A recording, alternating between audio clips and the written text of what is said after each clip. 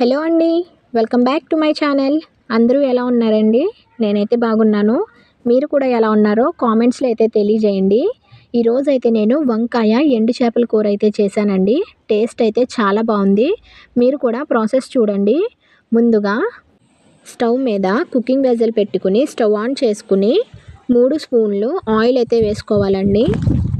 తర్వాత ఆయిల్ వేడెక్కాక ఉల్లిపాయలు వేసుకోవాలి. ఉల్లిపాయలు పెద్దగా కాకుండా చిన్నగా కట్ చేసుకుంటే కర్రీ అనేది టేస్ట్ చాలా బాగుంటుందండి. ఆనియన్స్ అలానే పచ్చిమిర్చి కూడా వేసుకోవాలి. గరిటెతో మధ్య మధ్యలో తిప్పుకుంటూ ఉండాలండి. స్టవ్ కూడా లో ఫ్లేమ్లో పెట్టుకోండి. హై ఫ్లేమ్లో పెట్టుకుంటే ఉల్లిపాయలు తొందరగా మాడిపోతాయి. అలానే కొద్దిగా కరివేపాకు కూడా తీసుకుని వేసుకోవాలి. ఒకసారి మళ్ళీ గరిటెతో ఉల్లిపాయలన్నీ కలిసేలాగా కలుపుకోవాలి. ఆ తర్వాత ఒక టమాటా కట్ చేసుకుని వేసుకోవాలి. ఒకసారి మళ్ళీ గరిటెతో మొత్తం కలిసేలాగా కలుపుకోవాలి. టమాటా ముక్కలు మగ్గిన తర్వాత వంకాయలు కూడా యాడ్ చేసుకోవాలి. నేనైతే కొంచెం సాల్ట్ వాటర్లో ముందుగానే వంకాయ ముక్కలు కట్ చేసి పెట్టుకున్నానండి. అలా పెట్టుకోవడం వల్ల వంకాయ అనేది కలర్ చేంజ్ అవ్వకుండా ఉంటుంది. నాకు వంకాయ కూర అంటే అస్సలు ఇష్టం లేదండి, కానీ ఇందులో ఎండు చేపలు వేసుకుంటే మాత్రం తింటానండి. ఇప్పుడైతే కొద్దిగా సాల్ట్ కూడా వేసుకోండి. నేనైతే కల్లుప్పు వేసుకున్నాను. కల్లుప్పు వేసుకోవడం వల్ల కూర చాలా టేస్ట్గా ఉంటుందండి. లో ఫ్లేమ్లో కొంచెం సేపు మగ్గనివ్వాలి. ఆ తర్వాత ఇలా ఒకసారి మళ్ళీ గరిటెతో కూరను మొత్తం కలుపుకోవాలి. ఇలా కలుపుకున్న తర్వాత కొద్దిగా పసుపు వేసుకోవాలి.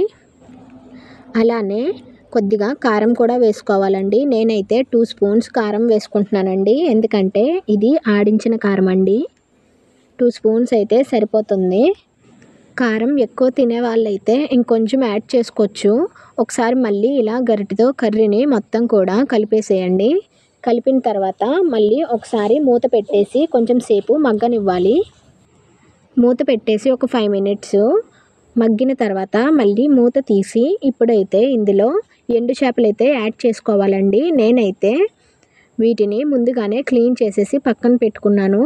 కొంతమంది ఈ చేపలకి తలలు తీసేసి కూడా వండుకుంటారు, కానీ మా వారికైతే ఇలాగా చేప తల తీసేస్తే ఇష్టం అవ్వదండి. అందుకే నేనైతే వీటిని అలానే ఉంచి వండుతున్నాను. నాన్ వెజ్ కర్రీ వండినప్పుడు తనకి నచ్చుతుందో లేదో అని టెన్షన్గా వండుతానండి నేను.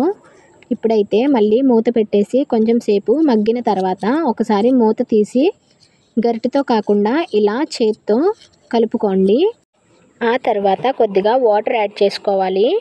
ఒకసారి మళ్ళీ చేత్తోటి మొత్తం కలిసేలాగా ఇలా కలుపుకోవాలి. ఆ తర్వాత స్టవ్ లో ఫ్లేమ్లో పెట్టి కొంచెం సేపు వాటర్ మరిగేంత వరకు ఉంచుకోవాలి. మళ్ళా మూత తీసి చూడాలి. ఆ తర్వాత కొద్దిగా చింతపండు పులుసు యాడ్ చేసుకోవాలి. ఆల్రెడీ నేను ఒక టమాటా వేసాను కాబట్టి కొద్దిగానే వేసానండి చింతపండు. మీకు ఒకవేళ పుల్లగా కావాలంటే ఇంకొంచెం చింతపండు రసం వేసుకోవచ్చు. కూర కొంచెం మగ్గిన తర్వాత ఇప్పుడైతే కొంచెం సాల్ట్ సరిపోయిందో లేదో చూసుకుని, సాల్ట్ కనుక సరిపోకపోతే ఇంకొంచెం యాడ్ చేసుకుని ఇంకొక 5 మినిట్స్ కూరనైతే అలానే స్టవ్ మీద మగ్గనివ్వాలి. ఈ వంకాయ ఎండు చేపల కూర అయితే చాలా టేస్టీగా ఉంటుంది. మీరు కూడా ట్రై చేయండి. కొంతమంది వంకాయ ప్లేస్లో చిక్కుడుకాయ కూడా వేసుకుని ఇగురులాగా వండుకుంటారు. ఎండు చేపలు ఎలా వండుకున్నా టేస్ట్ అయితే అద్దిరిపోద్దండి. ఇప్పుడైతే స్టవ్ ఆఫ్ చేసుకుని వేడి అన్నంలో ఈ వంకాయ ఎండు చేపల కూర వేసుకుని తింటుంటే చాలా బాగుందండి. టేస్ట్ అయితే ఇష్టం లేని వాళ్ళు కూడా చాలా ఇష్టంగా తినేస్తారు. నాకైతే చాలా బాగా నచ్చింది టేస్ట్. మీకు కనుక వీడియో నచ్చితే మీ వాల్యుబుల్ ఫీడ్బ్యాక్ అయితే ఇవ్వండి. And finally thank you for watching.